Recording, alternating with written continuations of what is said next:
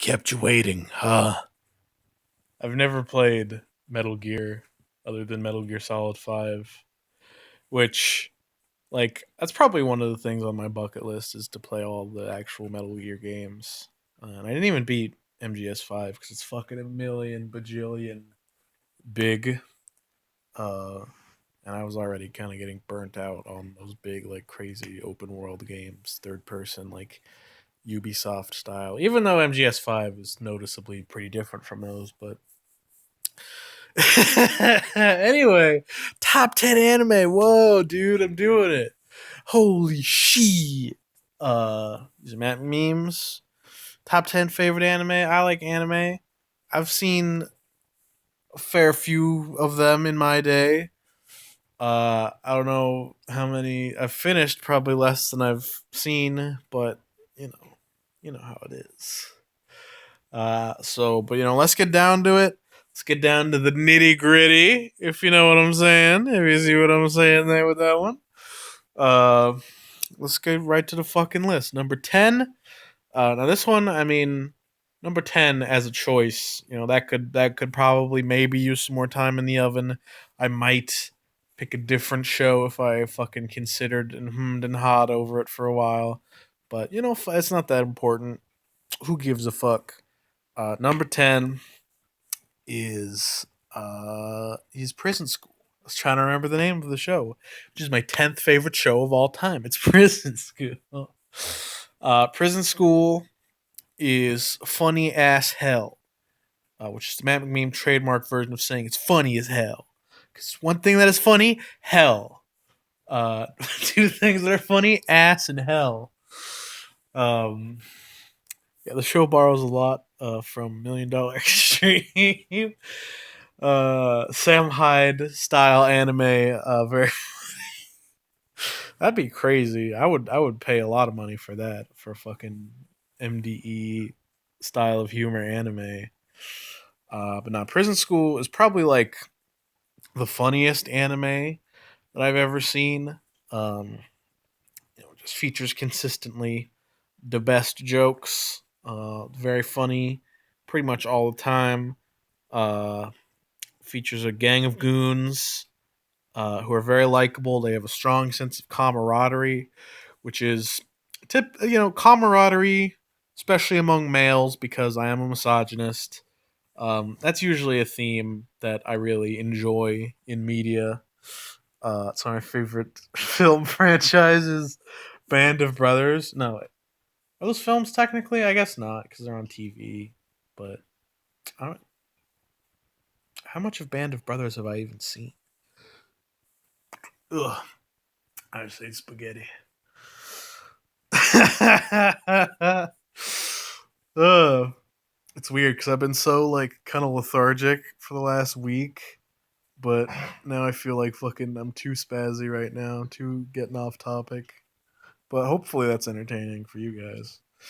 What was I saying about Prison School? Yeah, it's good. It's really funny. The characters are enjoyable.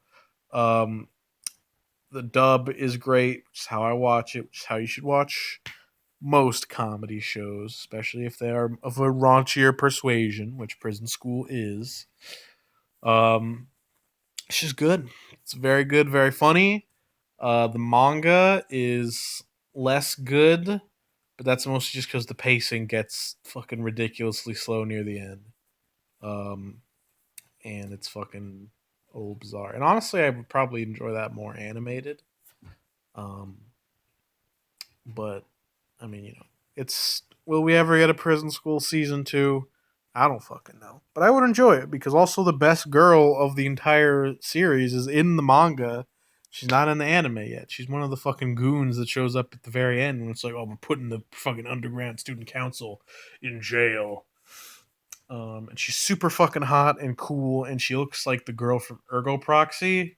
Uh, but she isn't a dork, and she doesn't listen to Radiohead like a fucking loser. Um, that's we like that. We spent 5 minutes on the first entry in the fucking top 10 list, so it's gonna be it's gonna be a half an hour video. I guess it is actually shit. Damn. Um, number 9. I've spent so much time fucking around. I can't remember what's next. God damn it. No, number 9 is Toradora. I do remember. You can't stop me. Yeah, Toradora. Probably my favorite rom com. I mean, I probably need to rewatch His and Her Circumstances, Kare Kano again, because that might, that was pretty good. But it's been a hot minute since I've seen that. But Toradora, very good show, very strong characters, very character driven show. I mean, as a rom com, that's kind of expected. The characters take center stage. It is very funny in my opinion, but it isn't really centered around its comedy so much. Um, the drama generally takes center stage, which I think, both are great. Um, and you don't necessarily need to have like a 50-50 mix of both. And I think the show does a fucking great job at really everything it does. The character design and generally just the art, very saturated, bright colors, very simple colors as well.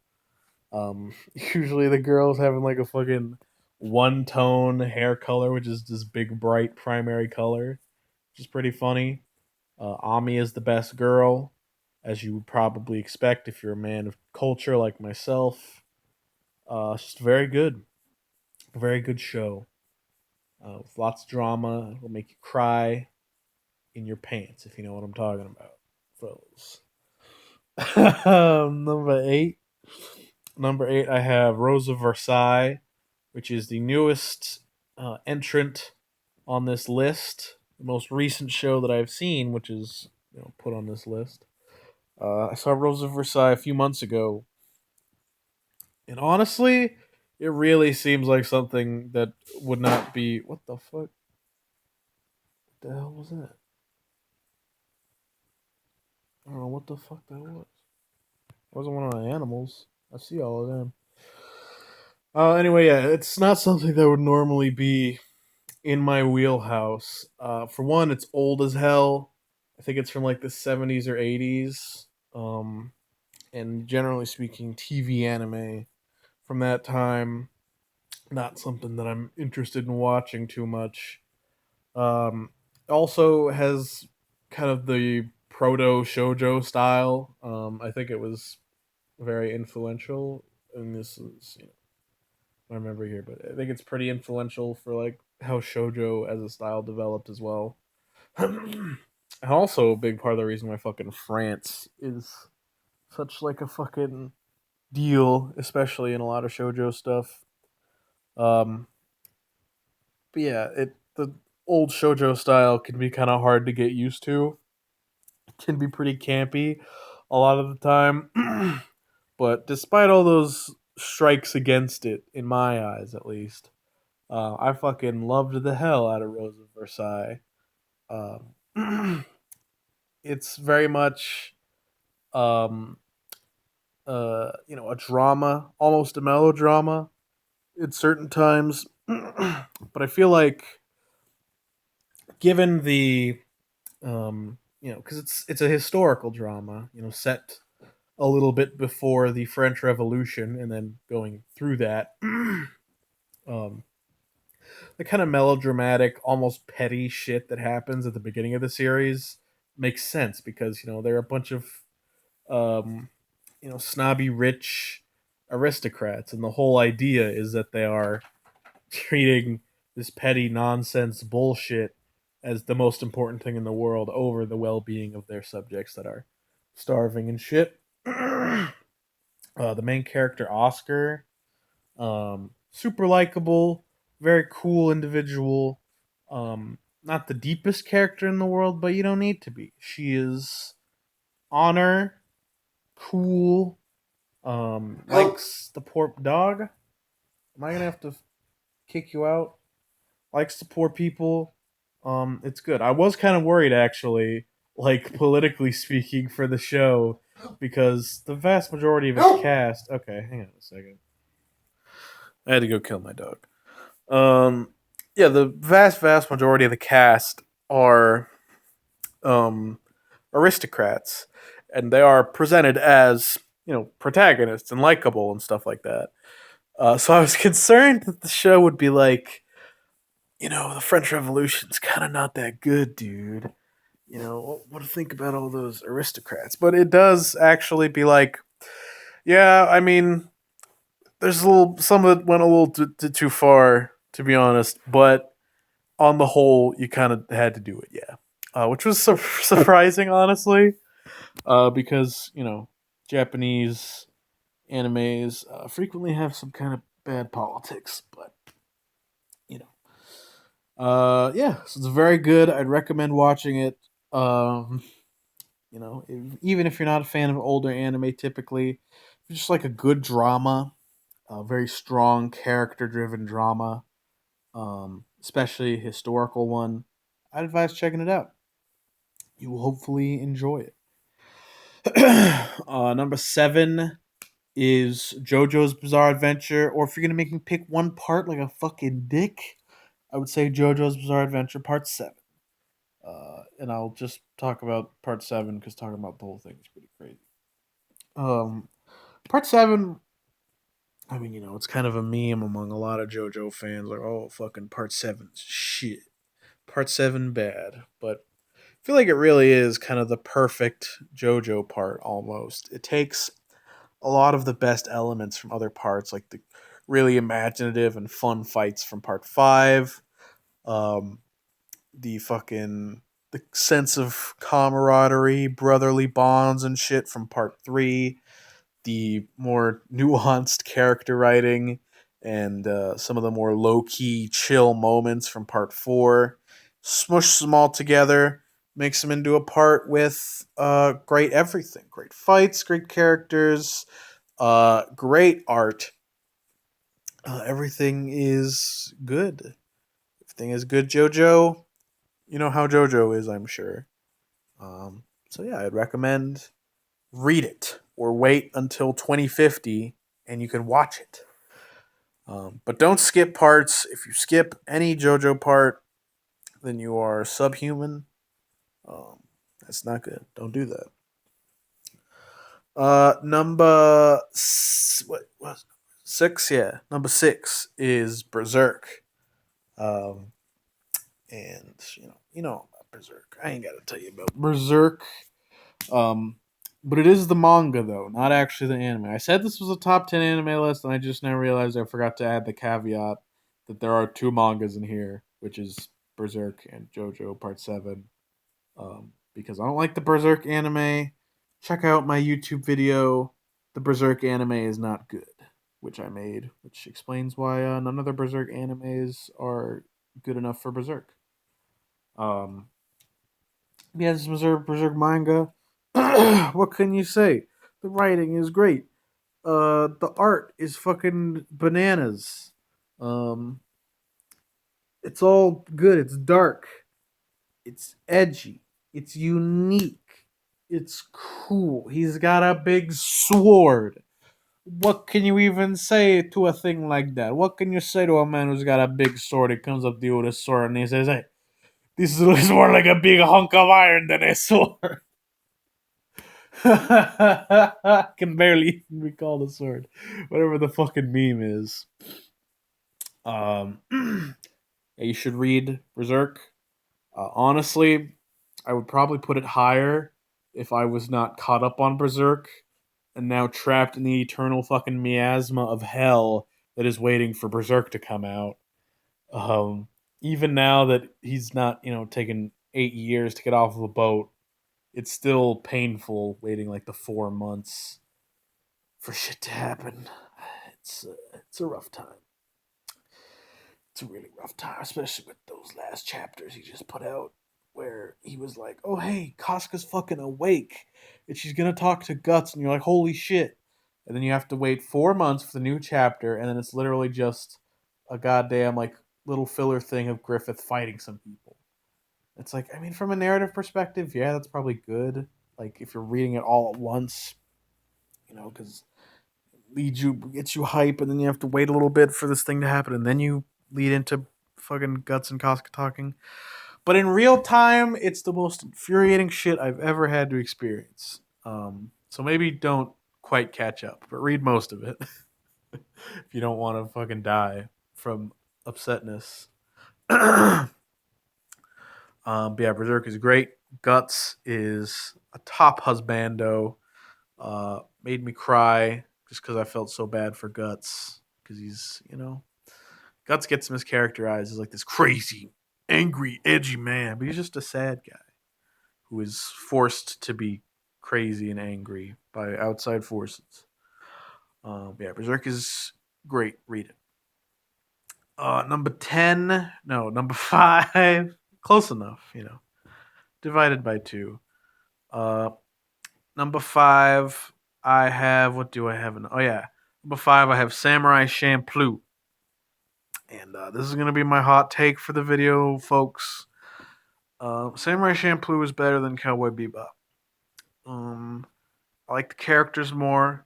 They get much more of a dynamic. Because generally the stories are a bit less focused on side characters than Cowboy Bebop is. I feel like it's a bit more consistent. A lot of Cowboy Bebop's, especially earlier episodes, can be a little slow. Um, Also, like with the episodic structure, which I do enjoy in both shows, but with um, Samurai Champloo's thing, it's like we're going to the fucking no, not to no, we're going to Nagasaki, meet the goddamn Sunflower Samurai. Um, that it helps make the episodic episodes, that don't particularly go anywhere super plot relevant, makes them feel a bit more important because they're ultimately still they're on the road to their big goal, and then obviously they do have those plot relevant episodes in the midst of those, as does Cowboy Bebop.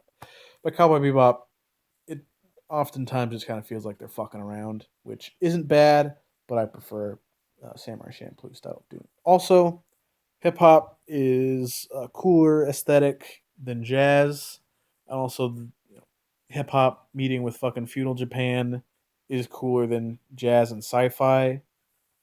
It's a cooler blend of styles, and also just a better style in general. Sorry, guys.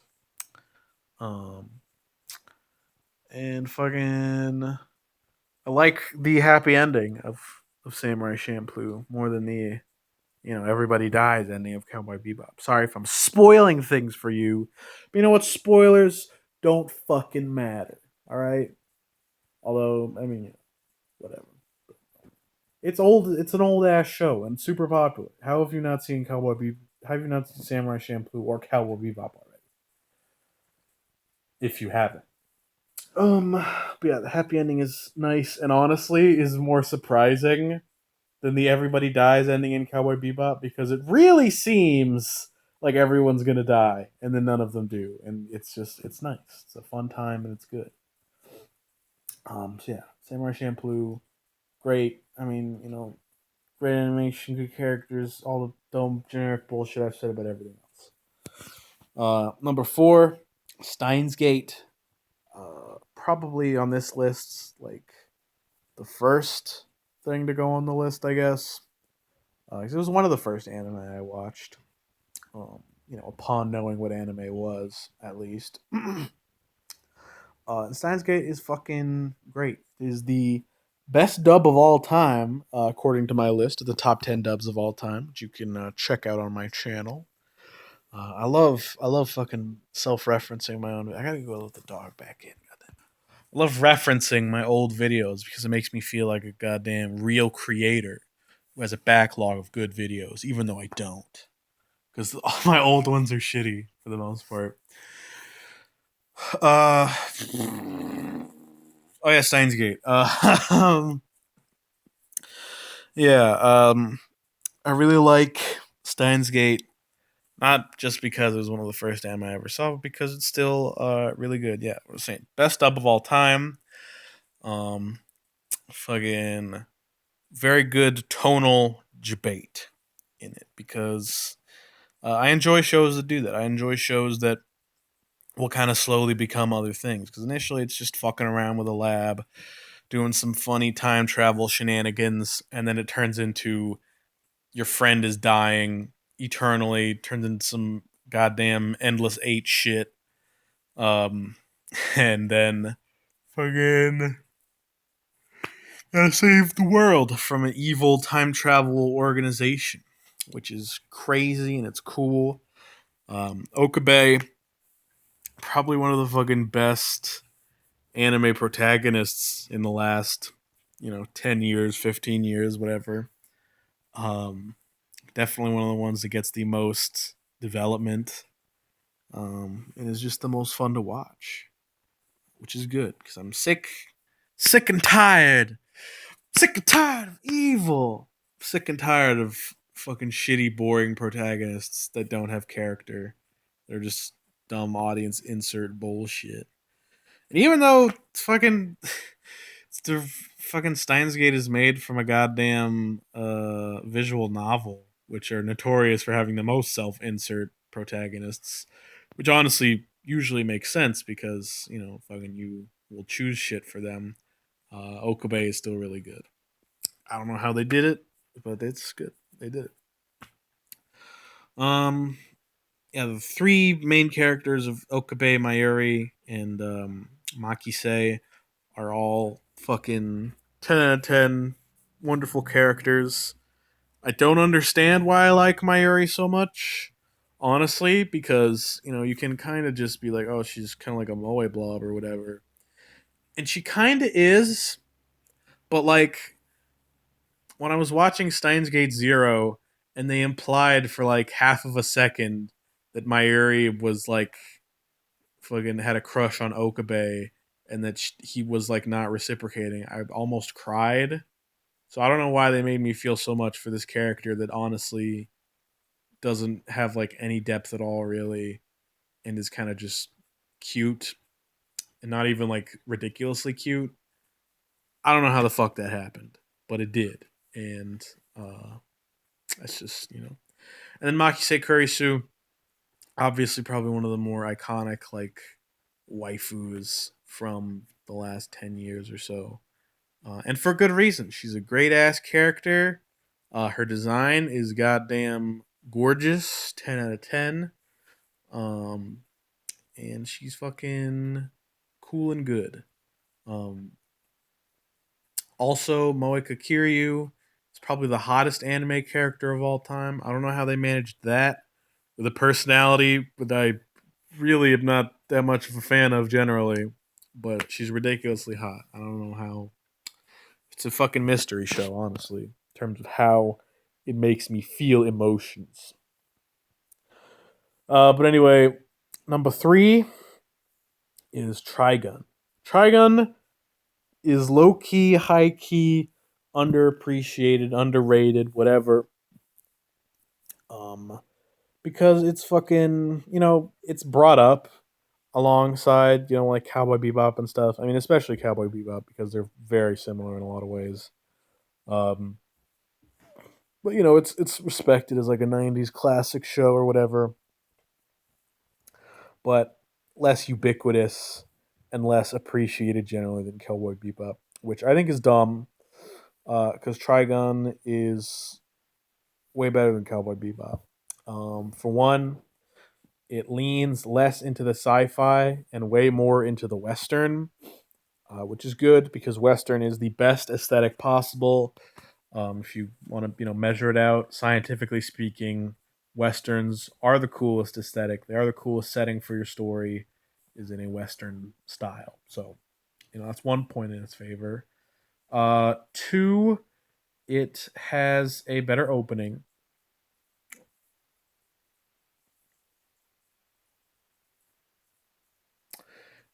Three, I think it, um, I think the way it handles its main character is a bit better because they're both, mysterious main characters that you really don't know their past and that's kind of fed to you piecemeal as you go through the show. But I think the way they did it with Vash is better by making him, this kind of crazy goofster it makes you a bit less expectant of his dark and tragic backstory. You kind of expect it to be more of like some kind of funny parody, like a desert punk or something like that. But no, it gets fucking serious for real.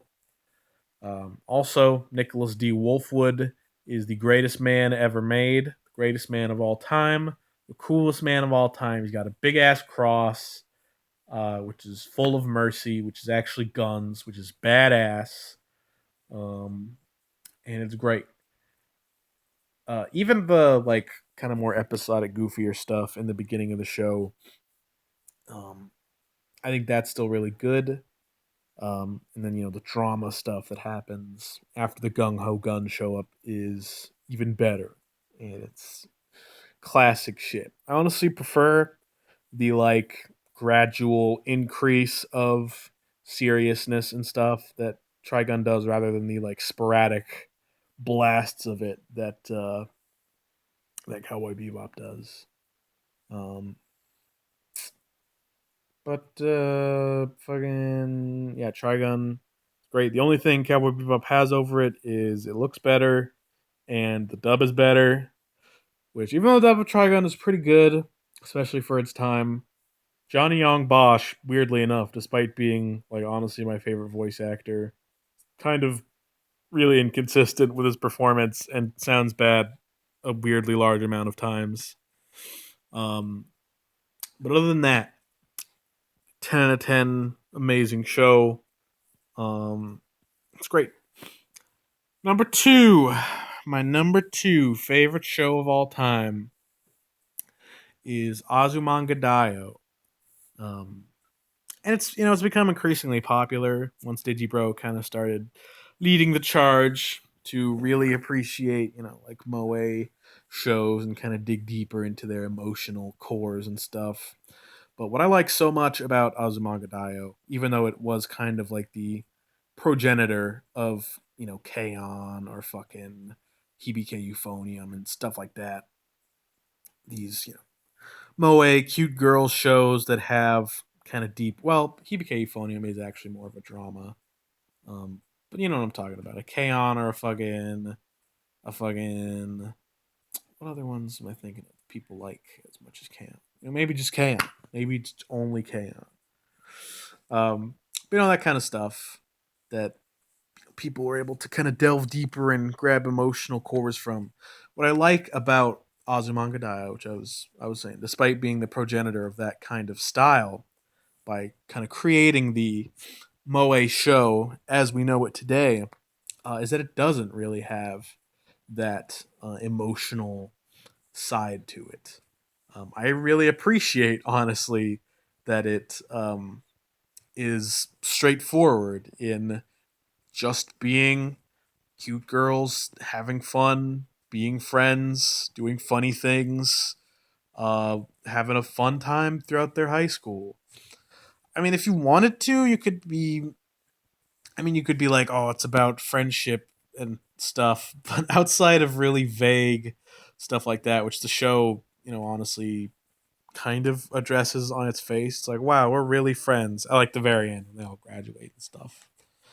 Um, but other than that, there really isn't anything, and that's really what I like about it. I appreciate how simple it is and how well it executes its simplicity. Um, all the characters are great as a comedic unit. The gang is perfect, fantastic, very funny. Um, the comedy in general is it can range from all kinds of styles to surreal to awkward to kind of slapsticky and fast paced at times. And it hits all of them with big stride. But primarily why I enjoy the show is just how nice it is. It's comfy, it's familiar, it's cool, and it's nice. And it's not only just familiar because I've watched it several times, but even its structure, like the fact that they repeat so many activities. Going to Chio's summer house or doing the school cultural festival and stuff. Um, by having those repeat 3 times throughout watching the show, that feeling of familiarity and comfiness is there, even on just the first watch through, which is fantastic. It's great. Um, Also, Osaka is probably the most likable character in fiction, TBH. She is fantastic. I want her on screen doing things at all times. Osaka is the cutest and the best, especially in the dub. Her Texas accent is fucking adorable. You need to watch it dubbed, if only for that. It's 10 out of 10 show. It's fucking beautiful. Number one, Evangelion. I mean, what is there to say? There's been a shit zillion videos and blogs and vlogs and clogs made about Evangelion. Um, and I don't particularly have anything to add, I guess. Which does kind of bum me out, honestly, because I love it so much. It's made such a connection with me. Um, I don't know if I would say it's like, oh, it's changed my life or anything, but I definitely have thought about Ava a lot and, all that good stuff. But I don't really have anything original to add to that, nor is my like experience with it so unique that it needs to be put out there. Which does kind of make me sad, but I mean, so yeah, I mean, if you want to know why I like Ava so much, you can just fucking watch the bazillion video essays there are on that. Um, that's my list. Tell me in the comments, what's your list? What's your top 10 animes? I am actually kind of curious that, my audience who watches anime, what kind of anime do you like? If you're a normie, you only like fucking Full Metal Alchemist, or if you're a fucking edgy boy who is a piece of shit, and you like Ergo Proxy and Technolize and Lane. I like Lane. Not so much Ergo Proxy. And I only saw the first episode of Technolize, and it kind of bored me, even though I know that's kind of the point. Whatever. Tell me what you enjoy, and I will read that as well. Like in my last video, I said, if you remember that, I told you, tell me how your day was going. Now I'm telling you to tell me your top 10 animes because I'm curious. I want to know. Gives me something to read. I'm probably more likely to respond to those, honestly, than to fucking tell me how your day's been going. But yeah, do that.